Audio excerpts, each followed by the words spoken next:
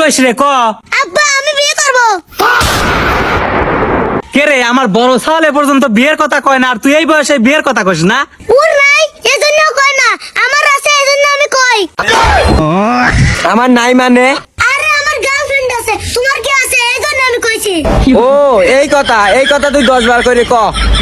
সেটের বাল, তোমার প্রেমিকা থাকুক আর যাই থাকুক, আমার বড় সাল থুয়ে তোমাকে আমি বিয়ে দেবো না নে।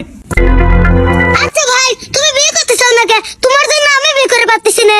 আরে ছোট, আমি তো বিয়ে কিসের লাগে করি না, আমার একটা সমস্যা আছে। আমি আগে থেকে জানতাম তোমার সমস্যা আছে। দেখছো আব্বা? কে রে বেটা, তোর আবার কি সমস্যা আছে? এই স্যার, তুই কি জানিস আমার কি সমস্যা? তুই খালি আন্দাজে কথা কইস। কি সমস্যা আছে তুমি আব্বা কো আমি শুনি। হরে বাপ, তুই ক আমার তোর কি সমস্যা, আমি তোর বাপ লয়, নির্ভয়ে ক। না আব্বা, কবলে আমি, আমার শরম করে। দেখছো আব্বা, বড় ভাইয়ের মনে করে সমস্যা আছে এজন্য করছে না। শোন বেটা, শরম লজ্জা করিস নে, এ যুগি শরম করলি গরম ভাত পাওয়া যায় না, বাপ মা হইলো বন্ধুর মতন, কয়েক লাদে বেটা, শরম করিস নে। আব্বা আমার সমস্যা হলে খালি মানুষের বউ পছন্দ হয়। আরো বললাম না বুঝিয়ে।